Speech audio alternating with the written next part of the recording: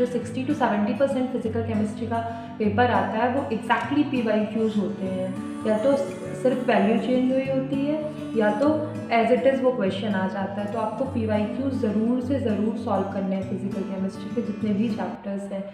Hello everyone, welcome to my channel, myself Swati Vajpayee. और इस video में आज हम ये देखेंगे कि फ़िज़िकल केमिस्ट्री हम लोग बेस्ट एफिशिएंट तरीके से कैसे पढ़ सकते हैं, या हम फिज़िकल केमिस्ट्री को कैसे अप्रोच करें जिससे वो मैक्सिमम प्रोडक्टिवली हम उसको पढ़ पाएँ और एग्ज़ाम में अच्छा परफॉर्म कर पाएँ।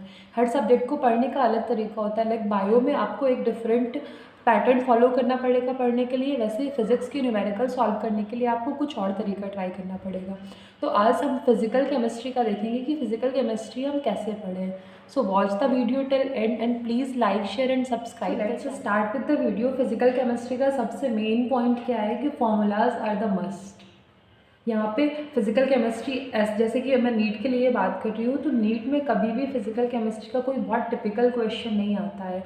बहुत ही सिंपल क्वेश्चन आता है कि अगर आपके फॉर्मूले और आपके कॉन्सेप्ट थोड़े से क्लियर है तो आप कर सकते हैं। तो सबसे पहले तो जब आप कोई भी चैप्टर पढ़ें, आपका जो मेन फोकस होना चाहिए वो उस चैप्टर के फॉर्मूलेज में होना चाहिए। तो आप एक फॉर्मूला नोटबुक अलग से प्रिपेयर करें फिजिकल केमिस्ट्री के लिए, जिसमें जो भी चैप्टर प्रिपेयर होता है, लाइक मोल कॉन्सेप्ट आपने किया, आपने सॉलिड स्टेट किया, आपने जो भी चैप्टर कंप्लीट किया, सॉल्यूशन किया, उन सब की आपको एक फॉर्मूला नोटबुक प्रिपेयर करनी है जिसमें आपको उस पर्टिकुलर चैप्टर के फॉर्मूले मेंशन करने हैं। इससे क्या होगा, पर डे आप उठ करके उन फॉर्मूलों को रिवाइज करें और आपकी जो चैप्टर की DBPs होती हैं, जो क्वेश्चंस होते हैं, PYQs होते हैं, उनको आप सॉल्व करें। तो ये एक तरीका हो गया कि आपको सबसे पहली चीज़ तो फॉर्मूले पे फोकस करना है, फॉर्मूला नोटबुक प्रिपेयर करनी है।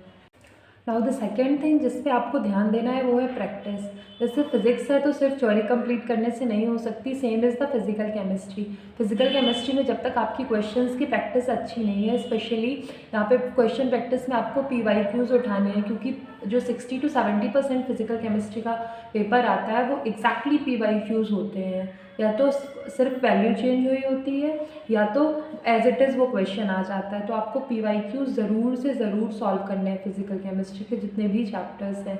आपको एक बार जब भी क्लास में वो चैप्टर हो जाए, एक बार फॉर्मूले नोटबुक आपने प्रिपेयर करी, फॉर्मूले लिखे, फॉर्मूले रिवाइज करें, उसके बाद आपको उस पर्टिकुलर चैप्टर के पूरे PYQs जो आपको रिस्पेक्टिव कोचिंग से मॉड्यूल DVP जो भी मिला है, आप उसको सॉल्व कर लें। फिजिकल केमिस्ट्री के लिए उतना सफिशियंट होता है।